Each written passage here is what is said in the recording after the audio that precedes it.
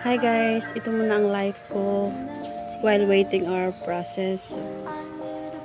So habang nag-iintay ng aming petition, so ito muna ako ngayon sa aming probinsya, sa isla namin.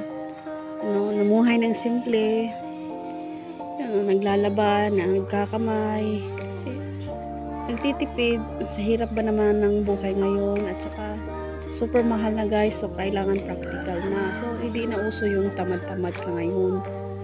So sayang din naman yung pangbayad mo ng panglaba, maglalaba sa'yo, or ikaw na lang gagawa kung wala ka rin namang gagawin. So yan muna, yan ang buhay ko ngayon while waiting our process. So hopefully soon na may na tayo doon sa application. And then see ya. Thank you for watching.